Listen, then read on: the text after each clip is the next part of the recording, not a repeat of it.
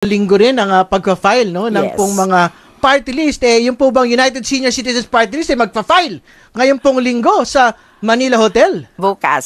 Nako, bas-bas ba ng mga senior ang magpupunta ron? Oh yes, oo. Ang dami na ngang nagtatawagan. Sabi ko, wag na kayong pumunta, mapapagod lang kayo. Ewan ko, magsisipuntahan yata sila. Gusto nila daw makita na ano, kagaya nung last, ano ko nga, may nagdala pa ng mga drums, mga ano. Hindi ko alam yon. Kaya ano, sabi ko, wag na kayong magpunta, mapapagod lang kayo, mainit. But if I know, baka marami ring pupunta.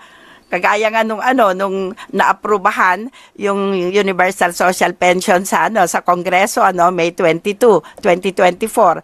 At tumawag la ako ng dalawang presidente doon na lang sa malapit sa Congress para pwede sila maglakad, pwede sila Ay Diyos ko, nagulat ako. I was expecting 100 lang ang manunood, no?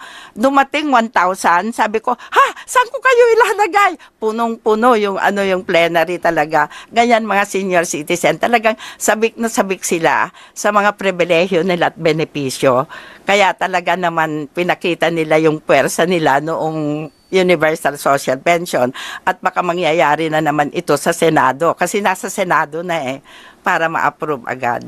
Iba rin. Kong Mila, ano lang yung mensahe sa atin pong mga lolo't lola? I'm sure proud na proud ho sila doon po sa talaga pong pagsiservisyo po ninyo para sa kanila sa Kongreso. Yan lang naman po ang hindi naman na ipagmamalaki yung pagseserbisyo ko sa kanila ay talagang habang buhay yan. Habang ako'y humihinga, asahan nila na ipaglalaban ko ang kanilang karapatan, kapakanan, pribilehyo at benepisyo. Kasi gusto ko lahat ng senior citizen masaya, malusog at maginhawa ang buhay. Kaya ito talaga ang pinipilit kong ma-attain para ibigay sa kanila ang kaginhawaan ng buhay. Ayun naman po. Maraming salamat, Kong Mila. Mabuhay po kayo. Balik kayo rito. Salamat, Terry. Salamat, Alex, sa pagkakataon na binigay nyo sa akin para ma-reach out ko mga senior citizens. Yes po. Maraming salamat, Kong Mila. Yan po mga kaibigan.